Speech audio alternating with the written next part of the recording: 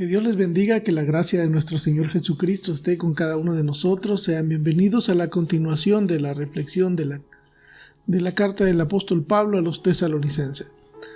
La semana pasada concluimos la primera carta a los tesalonicenses y hablamos de los puntos principales cuando compartimos sobre esa carta. Ahora, uno de los detalles importantes que compartimos es que la iglesia en Tesalonicenses era una iglesia nueva, conformada en su mayoría por gentiles que no eran judíos. Entonces ellos tenían mucha fe y estaban creciendo. Y había un tema en particular que les preocupaba y Pablo les habla de eso en el caso de la segunda venida del Señor.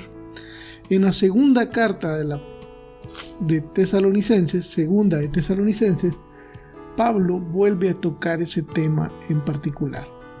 Les invito a que me acompañen en palabras de oración y que sea el Espíritu Santo guiándonos y acompañándonos en esta lectura. Amado Padre Celestial, bendito Señor, gracias Padre Eterno por este tiempo que nos permite, Señor, compartir su palabra, Señor. Padre, que su palabra sea lámpara a nuestros pies y lumbrera nuestro camino. En el nombre de Jesús, amén. Casi un poco tiempo después de haber enviado la primera carta, Pablo envía la segunda carta a Tesalonicenses, porque a pesar de que él explicó el tema sobre la segunda venida del Señor, a pesar de eso, algunos seguían teniendo ideas erróneas sobre la segunda venida del Señor. Algunos incluso enseñaban que el Señor ya había venido. Y otros habían tomado la decisión de que si ya venía o ya había venido, habían incluso dejado de trabajar. Habían dejado sus trabajos y se habían dedicado a vivir de la iglesia o de la caridad de los hermanos de la congregación. Porque habían dejado de trabajar porque pensaban el Señor ya viene o ya vino. Entonces Pablo escribe esta carta hablando de este tema. Pablo, como de costumbre, empieza su carta con un saludo en el que incluye a Silas y a Timoteo como coautores. Leemos la palabra de Dios en el nombre del Padre, del Hijo y del Espíritu Santo. Segunda de Tesalonicenses, capítulo 1.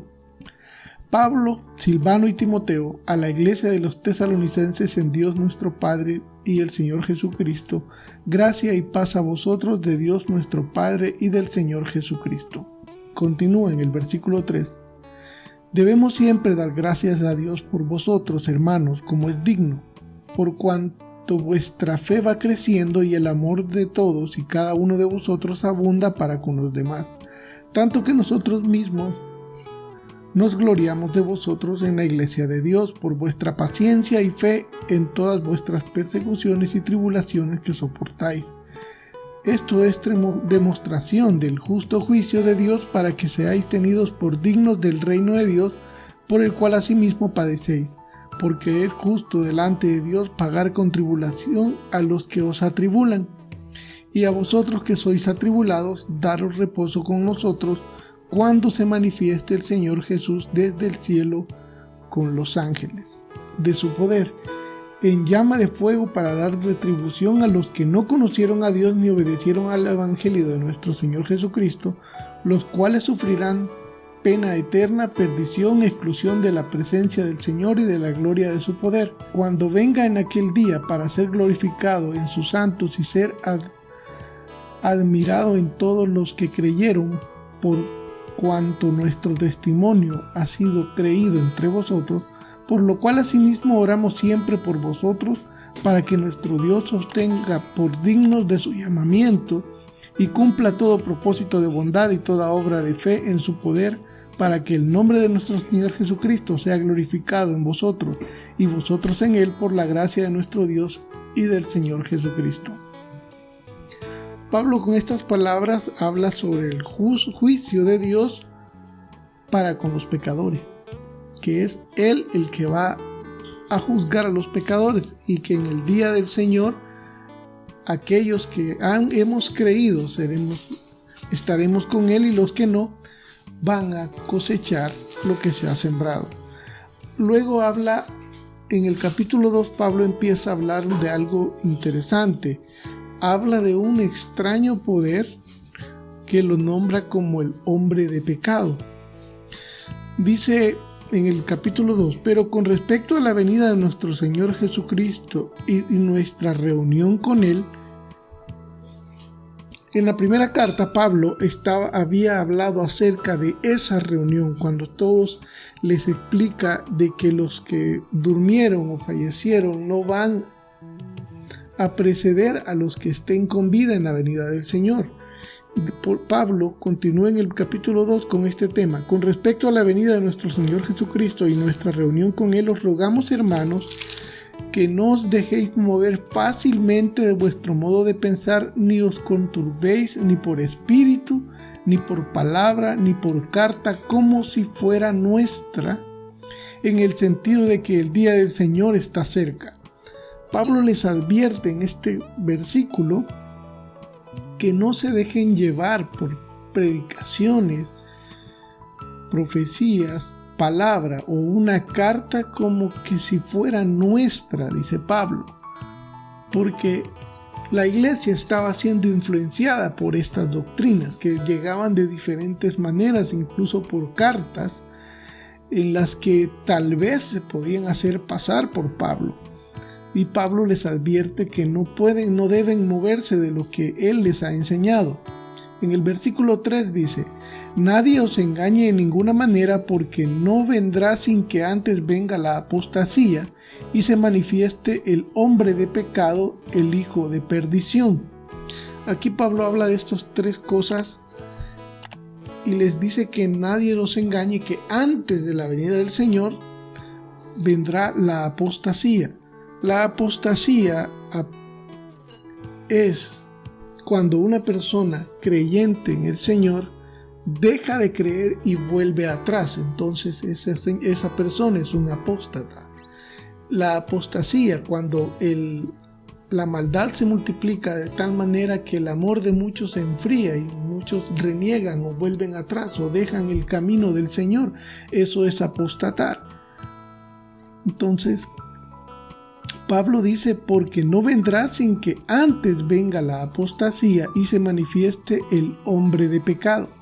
Esa manifestación del hombre de pecado es ese poder extraño del que les hablamos, del que Pablo habla, no de una persona en particular. Continúa: el hijo de perdición, en el versículo 4, el cual se opone y se levanta contra todo lo que se llama Dios o es objeto de culto, tanto que se sienta en el templo de Dios como Dios, haciéndose pasar por Dios. Son figuras que Pablo está usando que son muy interesantes y que más adelante en el estudio de Apocalipsis vamos a ampliar, y también vamos a hacer un repaso de los evangelios para tocar este tema. Continúa en el versículo 5. ¿No os acordáis que cuando yo estaba todavía con vosotros os decía esto? Y ahora vosotros sabéis lo que lo detiene, a fin de que a su debido tiempo se manifieste. Está hablando de la manifestación del hombre de pecado, de la apostasía y de todo eso. Porque ya está en acción el misterio de la iniquidad, solo que hay quien al presente lo detiene, hasta que él a su vez sea quitado de en medio. Versículo 8. Y entonces se manifestará aquel inicuo a quien el Señor matará con el espíritu de su boca, con la palabra, y destruirá con el resplandor de su venida. Inicuo cuyo advenimiento es por obra de Satanás, con gran poder y señales y prodigios mentirosos, y con todo engaño de iniquidad para los que se pierden por cuanto no recibieron el amor de la verdad para ser salvos. Por esto Dios les envía un poder engañoso para que crean la mentira, a fin de que sean condenados todos los que no creyeron en la verdad, sino que se complacieron en la justicia. Pablo hace mención de que hay alguien que se opone y que será quitado. Ese alguien es el Espíritu Santo de Dios, que está con la iglesia, con el pueblo de Dios. Cuando el pueblo de Dios sea quitado de en medio y seamos arrebatados con el Señor, entonces el Espíritu Santo, también aquel que está deteniendo estas manifestaciones, será quitado y se vendrán las manifestaciones de las que Pablo está hablando. Continúa Pablo hablando de que el pueblo de Dios es escogido para salvación.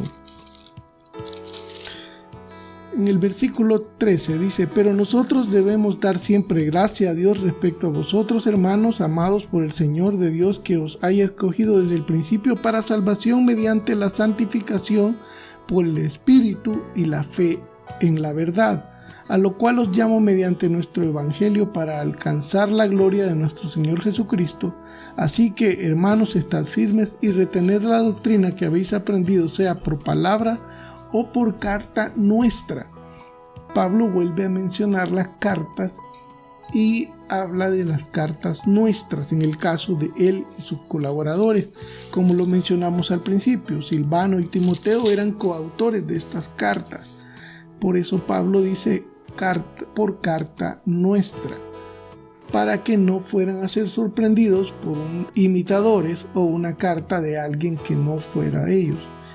En el versículo 16: y el mismo Jesucristo, Señor nuestro y Dios nuestro Padre, el cual nos amó y nos dio consolación eterna y buena esperanza por gracia, conforme a vuestros corazones y os confirme en toda palabra y obra.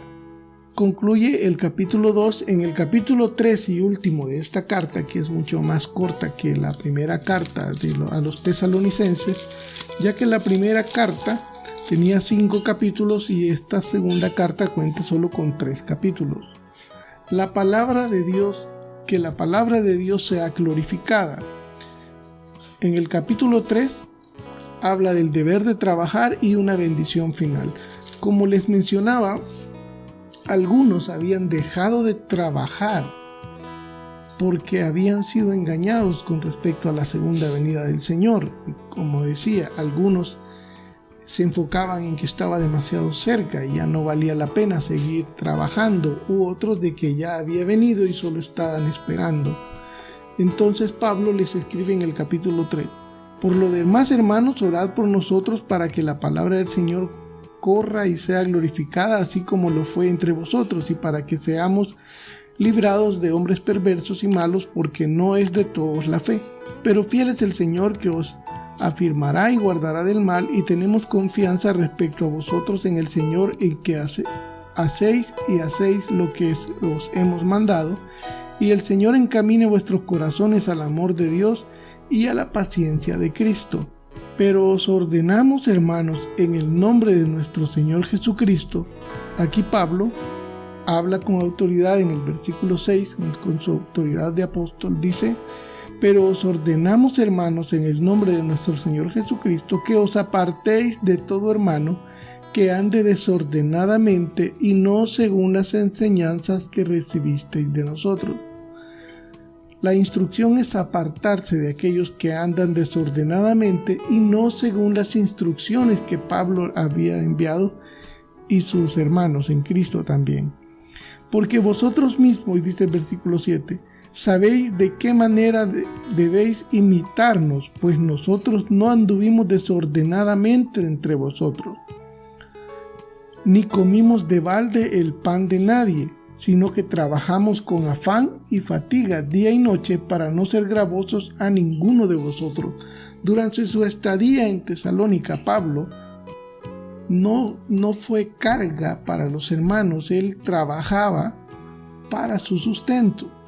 Entonces Pablo con autoridad les habla en este punto. En el versículo 9 continúa: no porque no tuviésemos derecho, sino por daros nosotros mismos un ejemplo para que nos imitéis.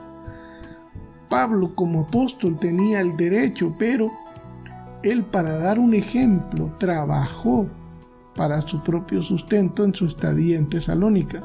Versículo 10: porque también cuando estábamos con vosotros os ordenábamos esto: si alguno no quiere trabajar, tampoco coma.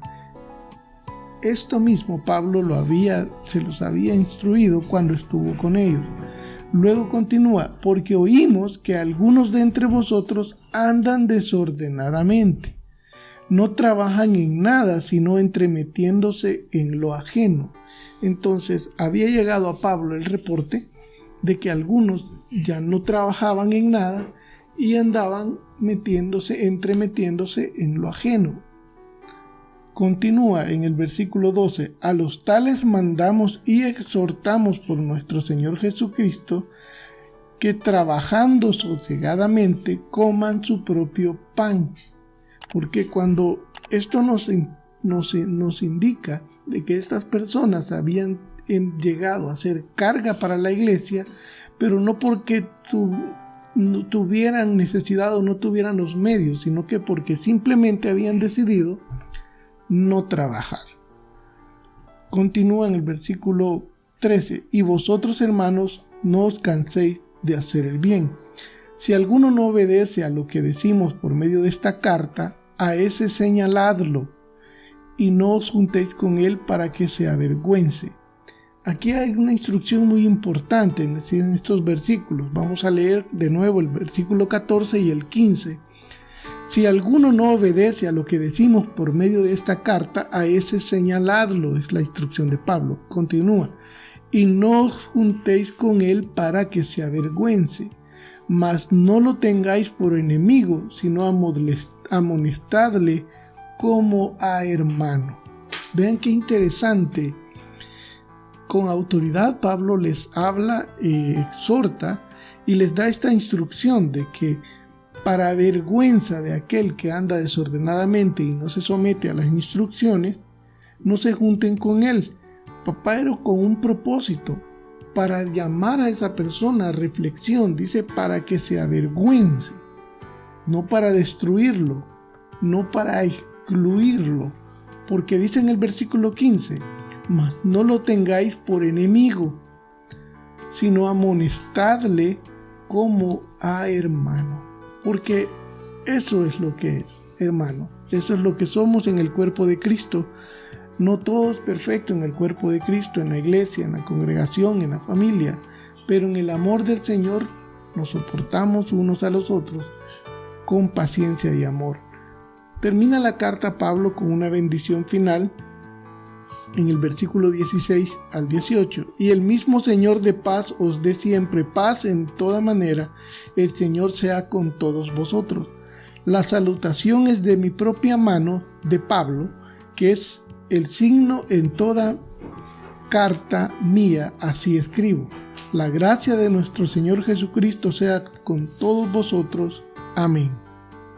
Pablo, como todos los escritores de la época, tenían la costumbre de dictar sus cartas. Posiblemente Timoteo o Silvano escribían la carta, pero la salutación, el saludo inicial y la bendición final eran Pablo mismo quien la escribía, y era como su firma.